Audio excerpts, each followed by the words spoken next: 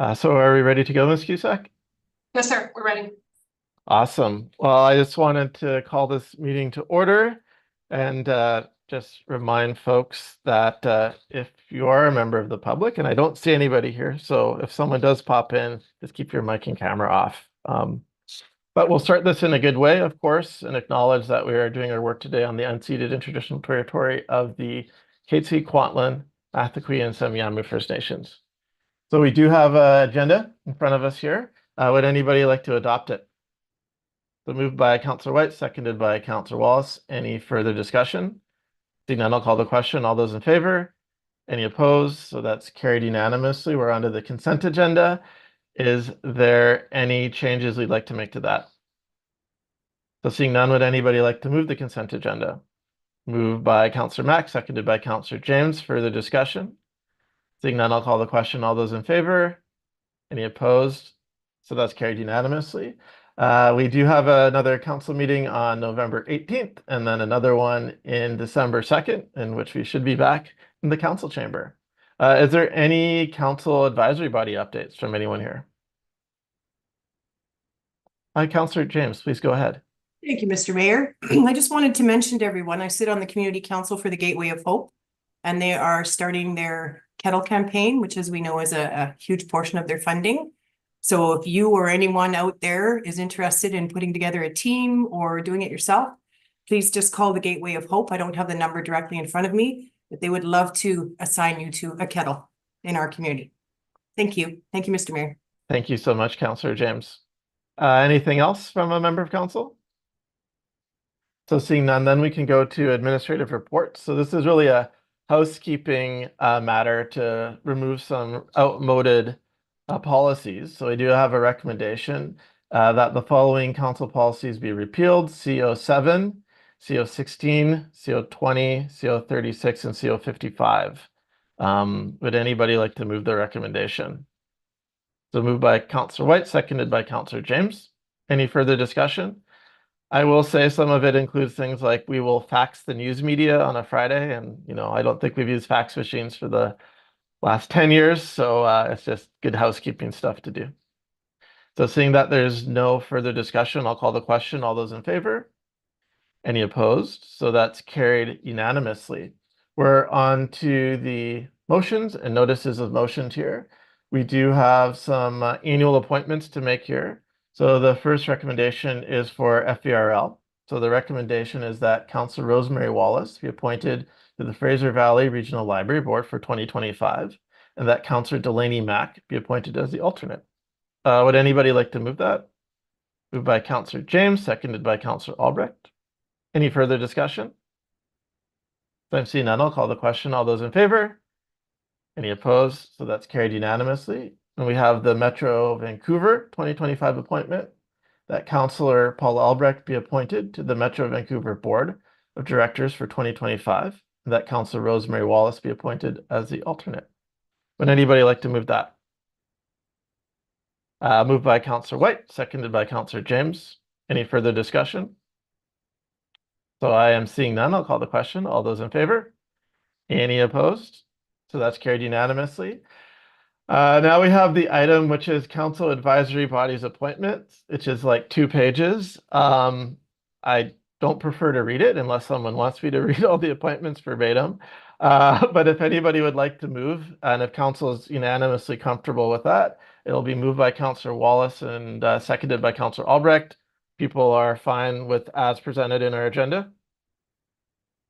Is there any further discussion? Councillor Wallace, please go ahead.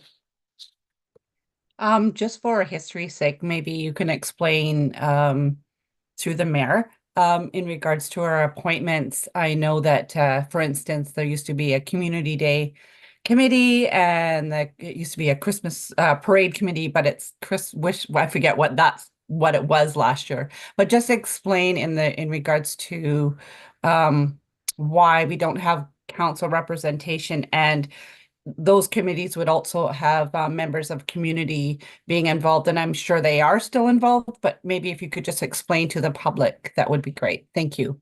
Absolutely. So we used to have committees, and council went through an exercise last year, the year before, really shifting some things around, and we switched some of those committees to internal working groups. So they're not minuted, they're staff working groups, councils, free to attend, and we always send out a good word for Magic of Christmas or for Community Day.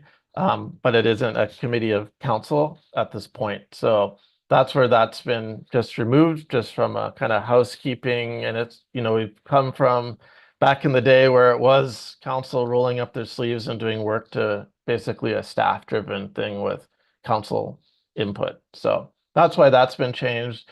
And then there was also, and thank you for reminding me, there was like the Human Dignity Coalition, and I know that the scheduling just never worked out, period. So for anybody, so that one we just removed for now. But if there's a time in which they ask us to be back in everybody's schedules work, we'll consider that. And I believe those are the changes we saw this year. And then there was just a few folks where their appointments were adjusted, as you saw. Ms. Cusack, did I miss anything from there? No, I believe you've covered it, Mayor Powell. Perfect. Thank you. Councillor Wallace, is that a good explanation? Yeah, thank you so much through the mayor for explaining that. Awesome. Thank you so much for reminding me. Is there any further discussion from council? Councillor Mack, please go ahead. Thank you, Mayor Pahal. Through the mayor, I just wanted to address your comments about the Human Dignity Coalition and the schedule. I would be one of the members who, unfortunately, the schedule just doesn't work with mine and my other responsibilities. But sometimes it may work. And for other members of council, the Wednesday midday may actually work. So perhaps what we can do is reach out to them and express that we do still have an interest in participating, just to keep us in the loop regarding schedules. And then perhaps between the 7 of us, we can have some representation at the meetings. I just wanted to put that out there. Absolutely. Fair point. Councillor Wallace. Yes, through the mayor, I sat on that committee and have sat on that committee since its conception.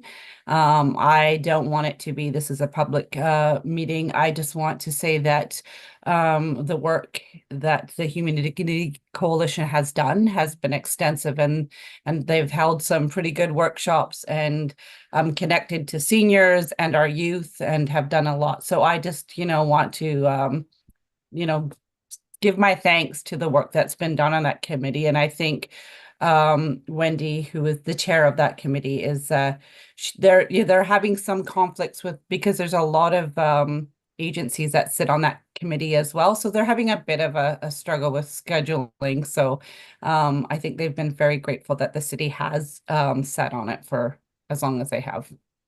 Absolutely. And certainly once all that sort of stuff gets resolved, we'd be happy to be back there.